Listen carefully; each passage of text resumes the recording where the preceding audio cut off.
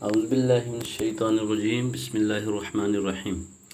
آج کی اس ویڈیو میں ہم انشاءاللہ بات کریں گے کہ نکاح کن سے جائز ہے اور کن سے نہیں، اور ہمارے درمیان میں بہت سی جو غلط فہمیاں ہیں ان کے بارے میں بھی ہم بات کریں گے۔ نکاح کن سے جائز ہے؟ اللہ پاک سورۃ النساء میں آیت نمبر 22 اور 23 میں فرماتے ہیں، اور جن عورتوں سے تمہارے باپ نے نکاح کیا ہو ان سے نکاح نہ کرو، مگر جو پہلے ہو چکا، یہ بے حیائی اور اللہ کے غضب والا کام ہے اور بری راہ ہے۔ تم پر حرام ہوئی ہیں تمہاری مائیں اور بیٹیاں اور بہنیں اور پھپھیاں اور خالائیں اور بیٹیاں بھائی کی اور بہن کی، اور جن ماؤں نے تمہیں دودھ پلایا، اس میں دائیاں بھی شامل ہیں، اور رضائی یعنی دودھ کی بہنیں، اور تمہاری بیویوں کی مائیں، اور جن عورتوں سے تم صحبت کر چکے ہو ان کی بیٹیاں، اور جو تمہاری پرورش میں ہیں۔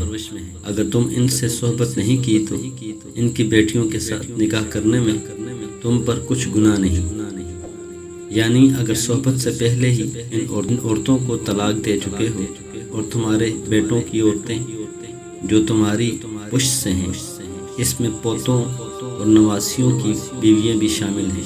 دو بہنوں کا نکاح بھی اکٹھا کرنا مگر جو پہلے ہو چکا، بے شک اللہ پاک بخشنے والا مہربان ہے۔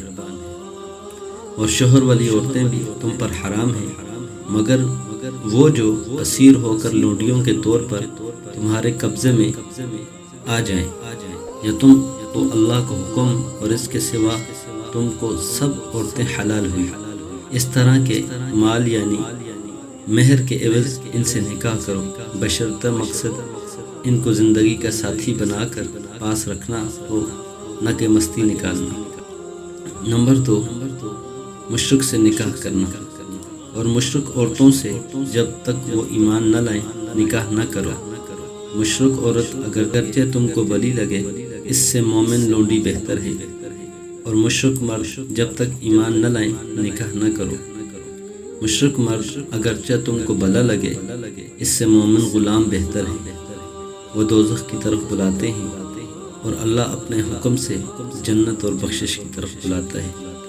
نمبر 3، کنواروں، رنڈیوں، غلام لونڈیوں کا نکاح، اور نکاح کر دو رنڈوں کے اپنے اندر، یعنی مرد یا عورت جن کا نکاح نہیں ہوا یا نکاح ہو کر جو بیوہ اور رنڈے ہو گئے، اور اپنے غلام اور لونڈیوں کے بھی جو نیک ہوں نکاح کر دو۔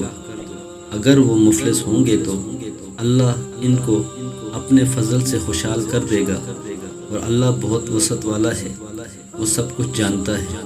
جن کو بیوہ کا مقدور نہ ہو اور پاک دامنی کو اختیار کیے رہیں، یہاں تک کہ اللہ ان کو اپنے فضل سے غنی یعنی صاحب مقدور کر دے، اور جو غلام لونڈی تمہاری ملکیت میں ہے، ان میں سے جو لوگ کمائی کرنے کے بعد مال دے کر آزادی کے لیے تحریر لکھوانا چاہیں تو لکھ کر دے دو، اور اللہ کو ان کے مال میں سے دو جو اس نے تم کو عطا کیا ہے، تاکہ جلد آزادی حاصل کر سکے۔ حدیث میں نبی کریم صلی اللہ علیہ وآلہ وسلم نے فرمایا، اے علی، 3 کاموں میں دیر نہ کرو، فرض نماز جب وقت ہو جائے، جنازہ جب موجود ہو، اور بیوہ عورت جب اس کی ذات کا مرد مل جائے۔ لونڈی سے شادی بے حیائی پر آدھی سزا، اور جو تم میں سے مسلمان آزاد عورتوں سے نکاح کرنے کا مقدور نہ رکھے تو مسلمان لونڈیوں میں سے ہی جو تمہارے قبضے میں آ گئی ہوں نکاح کر لے، اور اللہ تمہارے ایمان کو اچھی طرح جانتا ہے۔ تم آپس میں ایک ہو، سو ان لونڈیوں کے ساتھ ان کے مالکوں سے اجازت لے کر نکاح کر لو، اور دستور کے مطابق ان کا مہر بشرطیہ کے پاک باز ہو، نہ کہ ایسے کہ کھلم کھلا بدکاری کریں، چھپ کر یاری کرنے والی ہوں۔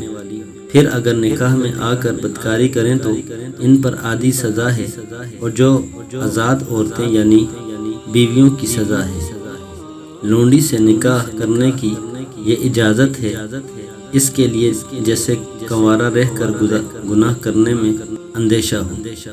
اور اگر صبر کرو تو یہ تمہارے حق میں بہتر ہے، اور اللہ بخشنے والا مہربان ہے۔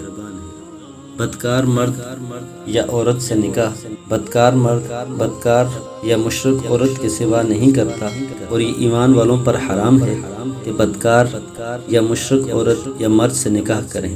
اللہ پاک سورۃ النور میں فرماتے ہیں، گندی عورتیں ہیں گندے مردوں کے لیے، اور پاک باز عورتیں ہیں پاک باز مردوں کے لیے۔ سورۃ الاحزاب۔ مسلمان عورتیں اگر ہجرت کر کے آئیں، اے ایمان والو، جب تمہارے پاس ایمان والی عورتیں ہجرت کر کے آئیں تو ان کو جانچ لو کہ واقعی وہ مسلمان ہیں، اور ان کے ایمان کو اللہ بہتر جانتا ہے۔ پھر اگر تم جان جاؤ کہ وہ ایمان پر ہیں تو ان کے کفار کے پاس نہ بھیجو، نہ یہ عورتیں ان مردوں کو حلال ہیں، نہ وہ مرد ان عورتوں کو حلال۔ جو کچھ انہوں نے ان پر بطور مہر خرچ کیا ان کو دے دو، اور تم پر کچھ گناہ نہیں۔ ان عورتوں کے مہر دے کر ان سے نکاح کر لو، اور کافر عورتوں کے ناموس اپنے قبضے میں نہ رکھو، کفار کو لوٹا دو۔ جو کچھ تم نے خرچ کیا تم ان سے یعنی کفار سے مانگ لو، اور وہ کافر مانگ لیں یا انہوں نے خرچ کیا ہو۔ ان مسلمان عورتوں پر جو ہجرت کر کے تمہارے پاس آئیں، یہ اللہ کا حکم ہے جو تم پر فیصلہ کرتا ہے، اور اللہ سب کچھ جاننے اور حکمت والا ہے۔ اہل کتاب سے نکاح۔ آج تمہارے لیے سب پاکیزہ چیزیں حلال ہوئی، اور اہل کتاب کا کھانا تم پر حلال ہے، اور تمہارا کھانا ان کو حلال ہے، اور پاک دامن مسلمان عورتیں اور پاک دامن اہل کتاب کی عورتیں بھی تم پر حلال ہیں، جبکہ ان کا مہر ان کو دے دو، نکاح کے بندھن میں لانے کو، نہ کہ مستی نکالنے اور نہ چھپی آشنائی کرنے کو۔ یہ حکم اہل کتاب کے لیے ہے جو شرک کرنے والے نہ ہوں۔